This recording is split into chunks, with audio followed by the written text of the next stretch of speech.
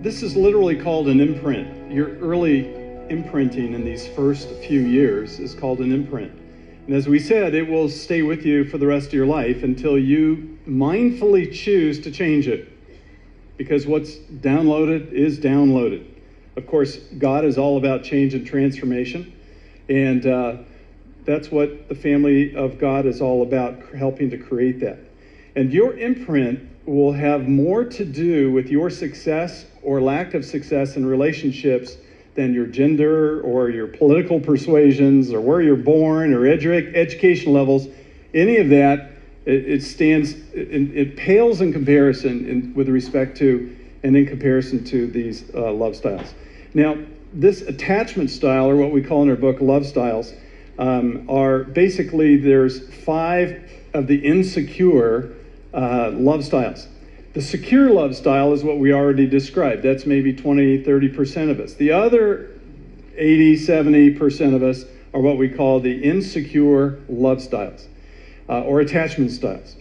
And we've broken them down into 5. And we're going to talk about 2 of them tonight and 2 of them tomorrow morning. So those that we talk about tonight, please don't pick on those people when you go home, okay? If you happen to be sitting next to one of those people, we will cover the other ones that will be really well balanced by tomorrow, all right? So it'll be very exchangey. They are the avoider. It could be a male or female, but the avoider. The pleaser, I'm sure that we probably have a few pleasers in here and avoiders. We have what's also called the vacillator, because they vacillate in relationship. And also known in the attachment literature as the ambivalent. And then we have the controller, and we have a victim. So we're going to talk about each one of those, and Kay's going to start us off with a discussion about the avoider. Yeah, we're going to start with the avoider, and just realize that each of these styles does exist on a continuum. You could be a mild avoider, a medium avoider, you could be an extreme avoider, and this is not a personality trait. It is an injury.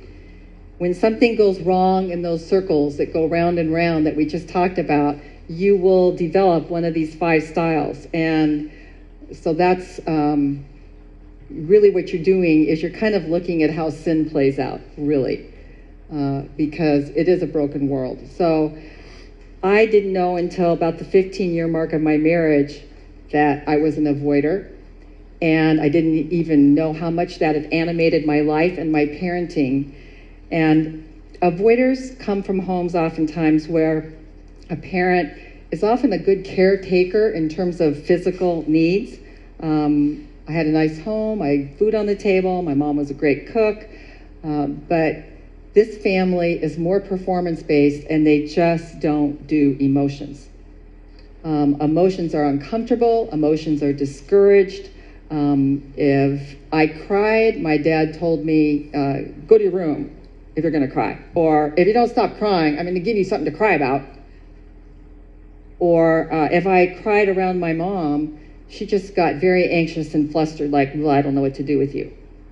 And no one in my family was allowed to be angry except my dad. It was kind of an unfair rule, but he got to be angry. But if anyone else was angry, he was immediately more angry. So that wasn't an acceptable emotion.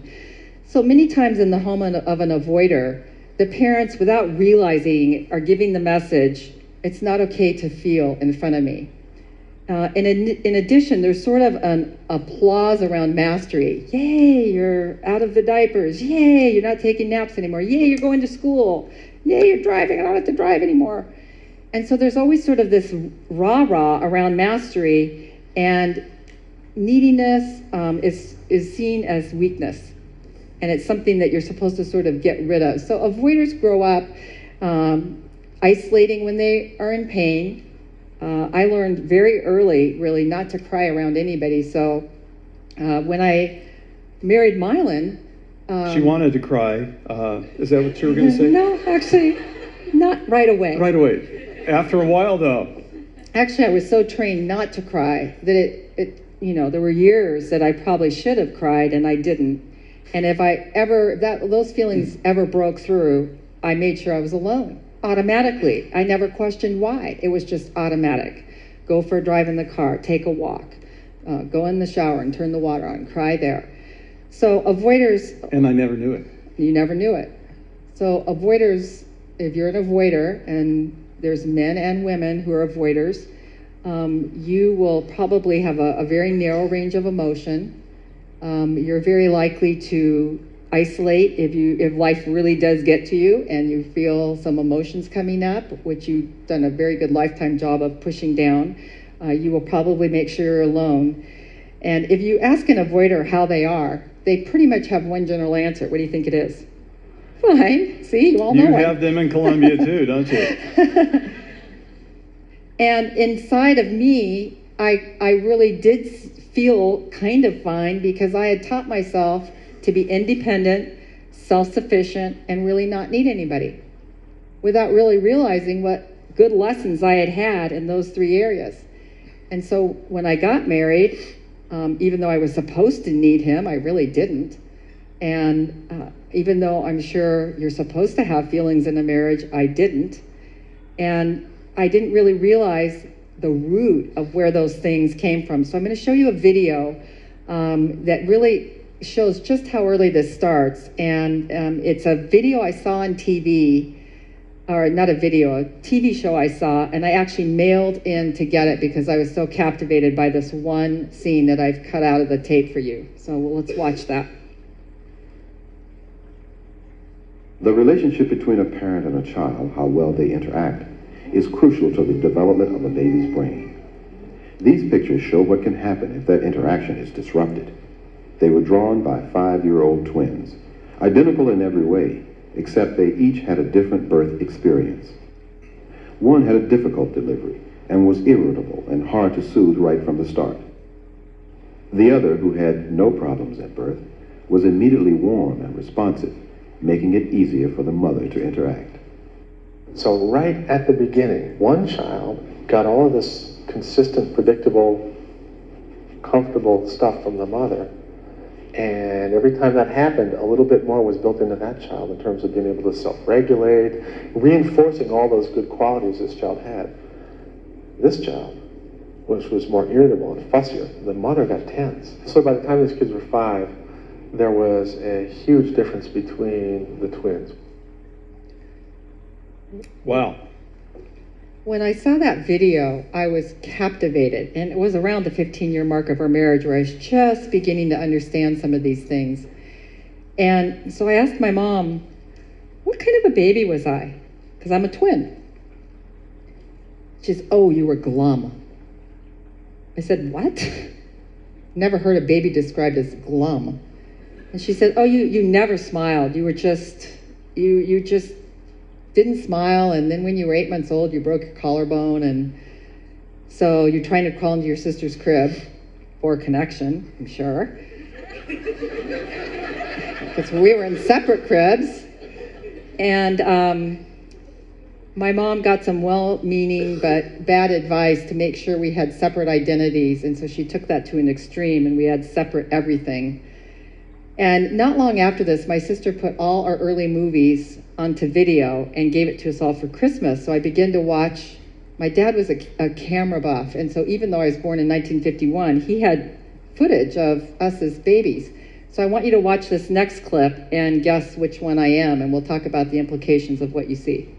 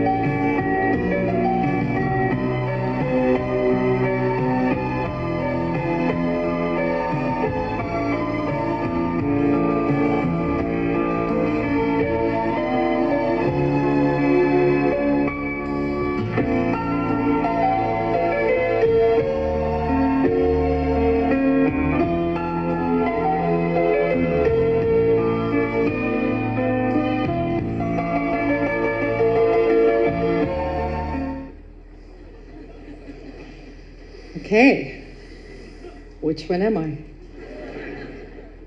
Yes, okay, what do you notice? What'd you say? She didn't seem happy. Yeah. And her mother kept trying to make her right. She looked overwhelmed. My mom or me? Yeah. It was too much, you're right. She was overwhelmed. Yeah. It's a great point. Yeah, well, for one thing, there's a bright light on that camera in those days. But it's still a very important clip because you see the anxious interaction of my mom trying to get me to respond, and I just will not make eye contact. And one of the things that Mylan began to learn about me as an avoider is, especially if something was bothering me and I wouldn't even know it was bothering me, he would say, you know what, you haven't made eye contact all day. I'm like, I haven't? He said, no, I think something's bothering you. This is, of course, when we started to grow and understand these things. And if I went and got my journal and I went and got a feeling word list, within 10 minutes I'd be crying. Sometimes I would know why, sometimes I wouldn't. But I was like, oh my gosh, he was right. Something was wrong. But I had so learned to dismiss it and get rid of it that it took someone else, first of all, saying, I think something is going on inside you that you're not aware of. And that's so true for avoiders. A lot of times something is going on, but they're so good at dismissing it, they don't even know it. And so their spouse will say, what's wrong? Or I think something's nothing, I'm fine. And their spouse is like, no, I can tell something's going on. No, I'm fine. So if you're an avoider, you need to really start to learn to trust your spouse that maybe there might be something down there if you're willing to sit down with a feelings word list and really look. I think what you're going to find in most avoiders is that they're very even. They don't really do this. They're kind of very even, and that's why people marry them, because especially if they had a family that did this or an angry parent, they love the evenness of the avoider until they find out there's basically nothing there. But avoiders tend to be very even. They avoid emotions in themselves. They can be very gregarious and outgoing. They can be a great salesperson. Mm-hmm. They can be a great pastor. They can be a great person at work. By the way, you're not an avoider, so your pastor isn't. We'll get to him tomorrow. Yeah, we'll get him tomorrow. Our next book is going to be on Carol and Pete. So we had such a great lunch today. We're going to write a book about him. I'm just teasing. Sorry, Carol. We didn't. Sorry. Just a joke. So avoiders show their love by doing tasks. They're task-oriented people. They're big on responsibility. If you want a job well done, give it to the avoider. They'll probably do a great job on it. But they don't really feel much unless you push for connection. And they'll try and give it whatever it is they think you want. The trouble is they don't have memories of comfort. They don't have memories of connection to know what it is you're even talking about. And so many times when I'm working with a couple and one of the partners is an avoider, I start there because until they've tasted connection, they don't even know what it is they're missing. So tasting connection means that you go down to vulnerability and to feelings, and you see in someone's eyes that they care about you, and you can take it in. It's hard for avoiders to take in. No, that's what you meant, though, when you said there's nothing going on, and you kind of went like this. I don't want to let people think that if you're married to an avoider, you're an avoider. There's really nothing going on, because there is. I mean, look. It's just buried. Look, there's a lot going on there, but we just didn't know how to access it or tap it. And you weren't used to tapping it, so you weren't even aware that there was stuff to tap. That's right.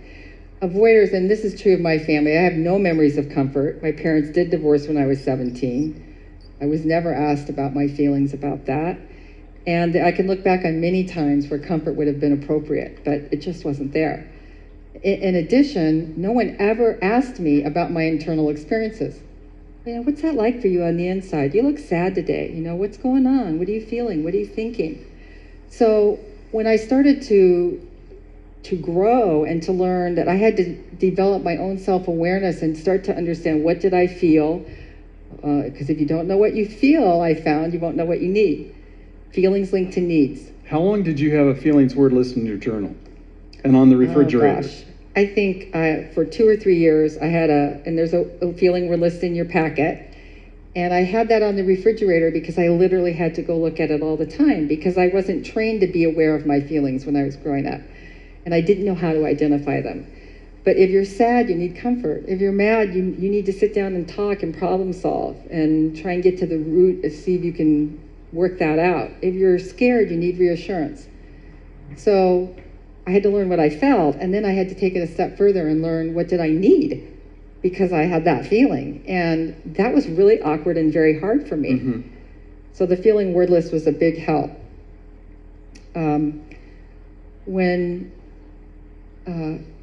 I think we're going to demonstrate at the end of our time together a holding time, and just being needy and feeling anything in front of another person felt very shameful and very embarrassing to me. And I have a lot of avoiders tell me that to be in the needy place, or to even have a feeling surface, feels very shameful. So I needed a lot of permission. And if you're married to an avoider, or if you're dating an avoider, or if you're in a relationship with one, you know, that you want to have a deeper relationship with, you have to really give them permission. You know, it's okay to feel around me. I won't judge you. It's okay to tell me what you're feeling. I really want to know what's inside of you, because the feeling is no one wants to know. And this is very difficult for avoiders to do this. You can be gentle and coax them, but for many people who are avoiders, they don't want to change. I mean, how many of us, all of us across the board, we don't like change. We're used to something. A classic avoider statement is, well, you married me like this and you still got me like that. And what you got, see, is what you get. And why are you trying to change me now? So what happens with avoiders, they can get very angry if you push them into an emotional corner. They can come out guns a-blazing. They really get upset if you push them into an emotional corner.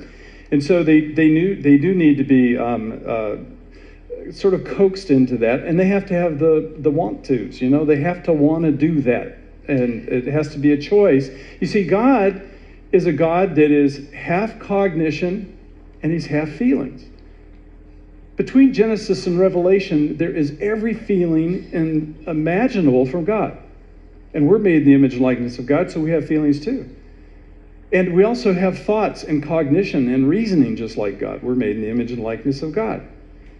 But, you know, Jesus, when he went to Gethsemane, he said to his disciples, he said, my soul, the inner part of me, is distressed to the point of death. Come watch and pray with me. So he could identify what was going on inside of him. He could tell his 12, come watch and be with me. I need you now. And so he could identify those things. So generally, avoiders also tend to be fix-it people. They want to fix it. What can we do? Okay, you're not feeling so real red hot. Hey, let's go play ball. Let's go to dinner. Let's go to a movie. Let's go do something. Let's fix it, fix it, fix it, fix it, fix it. And it's fixed with activity and tasks. Right. Not by sitting down and really listening and asking about emotions. That's Right. very foreign territory for the avoider. And you know, when you said you have to have the want-tos, I thought, well, I don't think I read the want-tos at first. I just knew that this was a broken part of me, and it was affecting my marriage, and it was affecting my parenting, and that I really needed to take it seriously, that God wanted me to know how to bond, and that I grew up in a family that did not bond. When I went away to college, I could not understand why all these people were crying and calling their parents, and I miss you, and I'm like, what's wrong with these people? I didn't miss anybody when I went away to college, not even my twin. And So what was your motivation? My motivation was... Was it the obey-tos? You know, I'm going to obey God because he tells me. A lot of it was at first. And because I felt like I had to own this part of me. I knew it was broken. I knew that God could feel, and that God was asking me to go on a healing journey.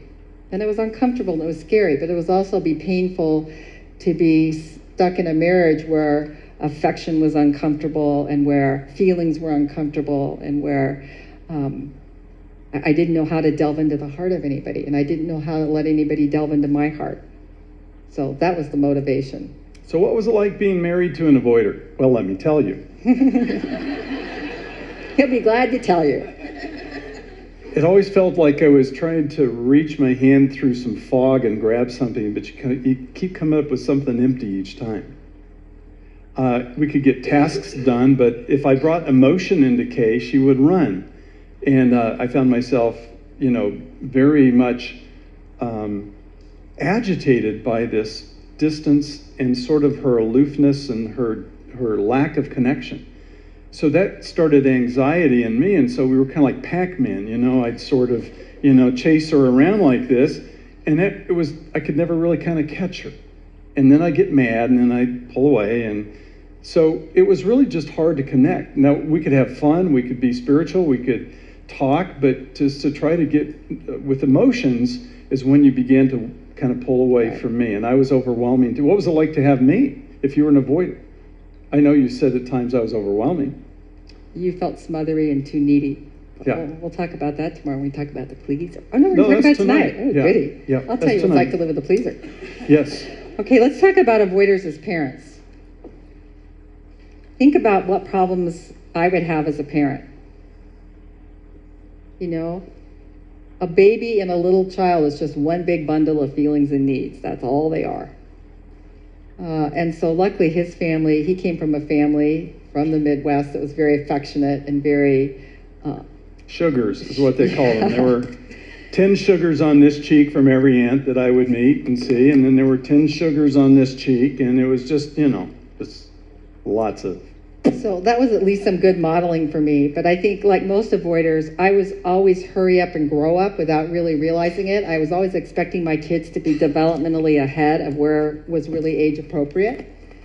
And I can remember when Kevin was 2, talking him into giving his night-night to the trash truck, which he dearly loved, because I didn't like that night-night. I didn't even know why. It represented, now I know, it represented neediness, it represented clinginess, it represented, I gotta have this everywhere I go. Well, avoiders are independent and self-sufficient. You gotta get rid of that blankie. And so at 2, I'm trying to talk this little boy into giving his, and he did, and then the trash truck scooped it up and he started crying. And luckily he's a smart kid, and he went into the house and got a little pillow, and he made that his new night-night. So God does save our children sometimes when we don't know what we're doing by making them smarter than we are. But it's just, I share that, and it's like I've cried before telling that story, looking back on how unaware I was of what was developmentally appropriate for a young child. What else did you see in me as a parent?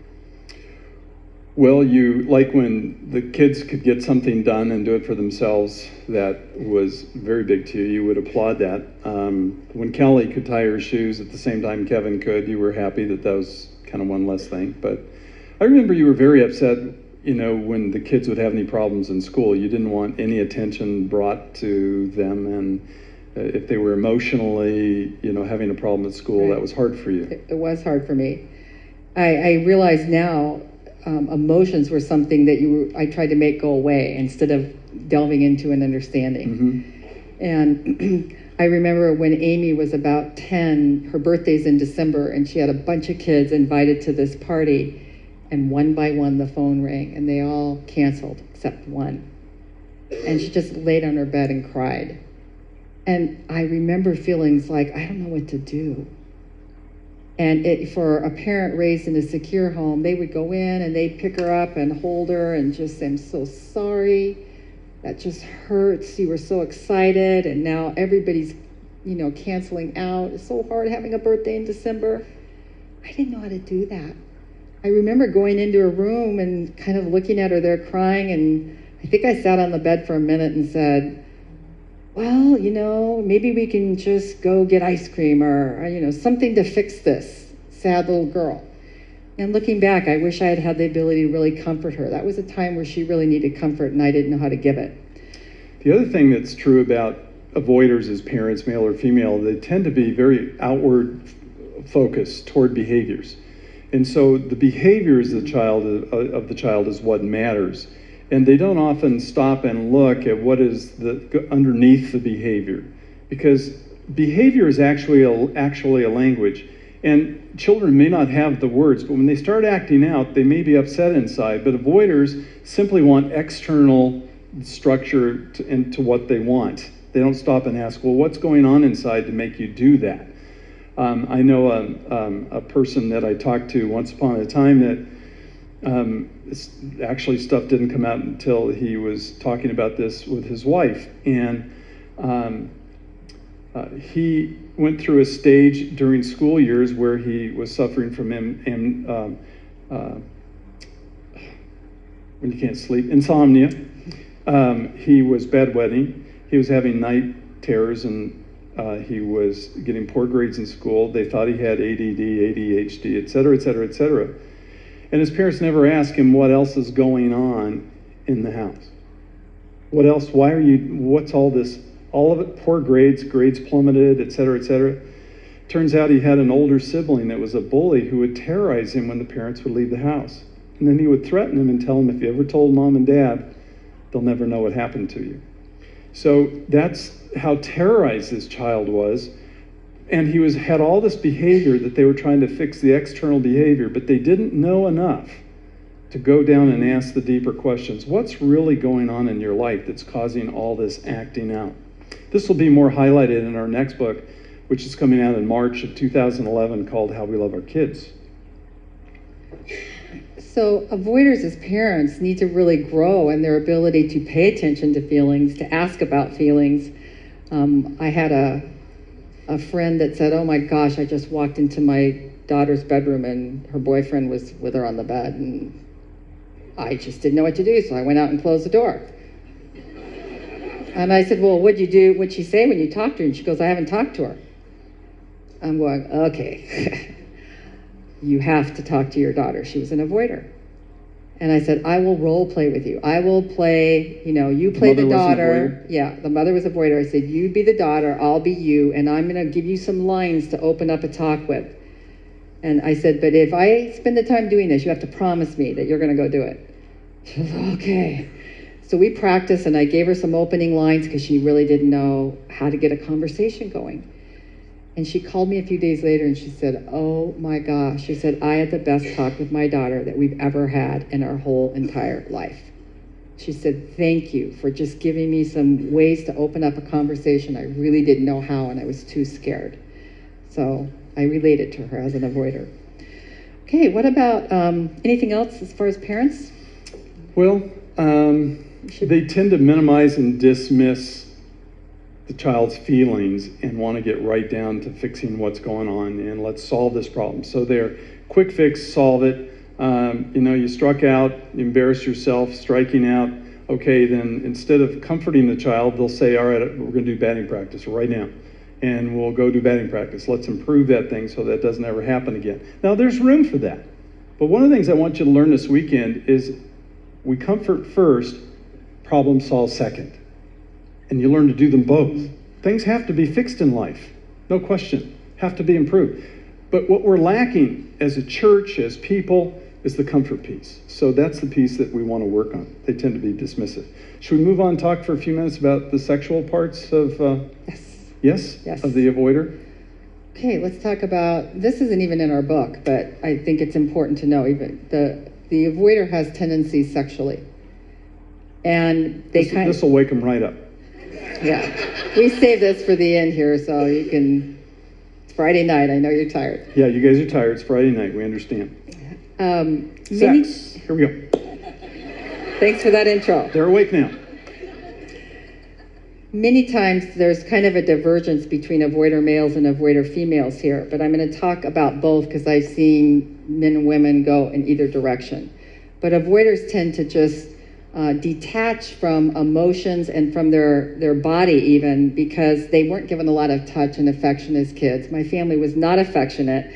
The hug at my house goes something like this. It's not a hug you can feel. So for an avoider then, especially a female, to grow up, get married, touch has not been a nurturing good thing in the home, and then all of a sudden you're married and you're supposed to take your clothes off, be uninhibited, and enjoy sexuality. And for a lot of avoiders, women, that's a big leap. It's also a big leap for some avoider men. I've worked with some avoider men in my office who have a lower sex drive than their wives, and they're almost always avoiders because the leap between no touch and no affection to a sexual relationship is just too big of a leap. On the other end of the scale, when you grow up in a home that's devoid of a lot of good conversation, devoid of a lot of good touch, devoid of a lot of connection that you can feel, and you're a young adolescent and you discover sexuality, and especially if it's connected to pornography, that is like a wowzer good feeling. So you've kind of gone through this home that's sort of flat and non-engaged, and then you discover sexuality, and it's like this amazing good feeling that's just such a contrast to the home environment that it can become very addicting and very sought after, because it's replacing and making up for a big lack over here. So a lot of times, and I'm not saying all avoider men are sex addicts, please don't walk out and say that. Please don't. But an avoider home for a male and for even some females is a setup for a sexual addiction, because it's such a powerful feeling. And a lot of times avoiders do kind of tend toward a little bit of a depressive state, and it's a big wake up, adrenaline rush. And so, many times, of course, no one's talking in this family, so a child can be on the internet, or they can be, I worked with an avoider man who was molested by his neighbor for years, and nobody ever knew, and his parents never knew. He really struggles sexually. I've worked with another man that was an avoider and was introduced to pornography, found it under his dad in the bedroom somewhere, and his parents both worked, and he looked at it every day after school. And that turned into an addiction that, of course, impacted his marriage later on. So it's really tragic what can happen when you don't have a lot of warmth and affection in a home. And it really can cause sex to take on a bigger, for a lot of avoider men who are into sex, and even if they don't have a pornography addiction, sex is the one way they connect. They really can't connect emotionally, but they can connect sexually, and it is a good feeling, and sometimes it's the only good feeling. And so they like sex, and they want a lot of it, and their wives want emotional connection, and so it becomes a battleground many times in that type of a situation. It's kind of a non-relational type of sex. There's not a lot of gazing into one's eyes, there's not a lot of talking, there's not a lot of connection, there's not a lot of dialogue and rapport in the sexual relationship with the spouse, male or female. It tends to be more of a sexual act. Especially avoider males tend to objectify women or objectify sex, and that a female is an object. And so I have seen men who are avoiders who have sexual addictions. It becomes something that is very pronounced, very prolonged. And then all of a sudden, when a real live person is there, and the person is really a live individual, not a fantasy person, but a real person who has a mind, will, and emotions, who's also made in the image and likeness of Christ and has thoughts and feelings, they don't know what to do with this real live person. Their mind has been in this fantasy world where they're king, where they can control everything, and this fantasy person does whatever they want them to without any interpersonal interaction. And so sometimes men who struggle sexually in their relationship with a real person can often, it's not a problem with the inability to function sexually, it can be very much a problem with their mind in making the adjustment to a real live human being. And so what happens is they often don't want to talk about it, but it is really a difficult point for a lot of people, male or female, and this area of sexual connection can be a struggling point. Oftentimes, though, the sexual male, or the male who's an avoider, will feel like they are sometimes the most open to talk after they've had sex. They're the most likely to have some emotional connection and nurturance, et cetera, afterwards. And I have to say, as an avoider woman, I think I lived most of my life half detached, because that's what avoiders learn to do. And that was true in sex too. For the first 15 years of our marriage, I was there kind of, but not all the way. I didn't really know how to be there all the way. And I think the developing of feelings inside of me, and the developing of emotional connection, and the learning to be emotionally vulnerable, it was like I was trying to be comfortable with physical nakedness when I was completely uncomfortable with emotional nakedness. I didn't know how to do it. That's a great point. And the more I learned to bare my soul emotionally and learn to be vulnerable and know what I felt, and especially as I learned to let him hold me while I had feelings, it opened up the sexual part of me. Because really, that's the way God designed it. He designed an ideal circumstance for little kids to get a lot of touch and affection and warmth, and that is a precursor to a good sexual encounter and a response later on in marriage. So we need to wrap this up so we have time to do the pleaser. Just about. Being your wingman, I do have the clock covered. Okay, good. And, thanks for taking care of those details. A lot of times, just last point, especially male avoiders sexually use sex to mood alter. And so because they don't know what to do with their agitated or difficult emotions that they're feeling during the day, sex becomes the thing that takes their mind off all that. So it becomes, sex can have sexual addiction. That's how it develops. Remember we were talking about if you don't know how to have your emotional needs met relationally, you'll turn to other addictions, and sex is one of them. I highly recommend the New Life Ministries, the radio show I'm a participant in, has Every Man's Battle. It's a weekend, and it begins to help bring the male into the awareness of, hey, here is God's design, here's who you are as a person, here's where the enemy loves to take it, and here's what a woman is, and here's how we can begin to change our focus. I think the power of the men that we've talked to that have been to that event, their number one thing they say is the first time I've been real in front of another human being in my entire life. Right. So they've experienced for the first time a level of vulnerability, and it is actually very attractive to them. So then those groups often stay connected by phone and by internet emails and so forth. Hey, I tell everybody this, and I will say this publicly here, and we spoke to 380 women a few months ago, and I told them this too. But from junior high, high school, and college, I was addicted to sex. It was a daily thing that consumed me absolutely every day. And I've had to work myself out of that hole, and I've been able to maintain a place where that does not have the power over me anymore.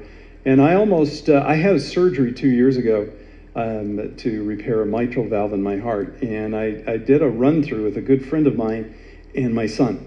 And I took him through my office. I showed him everything, where everything is in case something happened. And I almost did die with a secondary problem. But some of you were praying about that. Thank you very much. And I'm just doing fine. I'm alive and well. But I told him, I said, if you go through my office anywhere, you'll find no secrets. None. You'll find no secrets. We got a radio call just 2 weeks ago from a lady who said, I don't know what to do with myself. I am just going nuts. She said, my husband died 6 months ago. He was a family hero. She says, I went in to clean out his office. And she says, I found pornography sites of all kinds. She says, I found emails with call girls and prostitutes. She says, my family still thinks of him as a hero. I want to dig him up, rip him out of his grave, and choke him to death. And I don't know what to do. Should I tell the kids? We said, that's one of those times where you wish you weren't behind a microphone talking to 2 million people. I got to answer this question. Tough situation, isn't it? So, our integrity, their capacity, whether it's secret, etc., this is a real concern for us. Now, let's back off the sexual thing just for a second. Let's close with this. Back off the sexual thing. Get that. This is not the sex you're looking for. Just get that out of your mind. A little Jedi mind trick. And let's back up. Let's go back from the parenting for a second. Let's go back to the general idea of the avoider. All right? How many of you know one? Oh, okay. So they have those here in Columbia as well. Okay, good to know. Now, we don't want you to do any pointing or anything, but we're going to. And again, we're going to cover 5 styles. So if you go home with an avoider tonight, please have mercy on them with what we've said here tonight.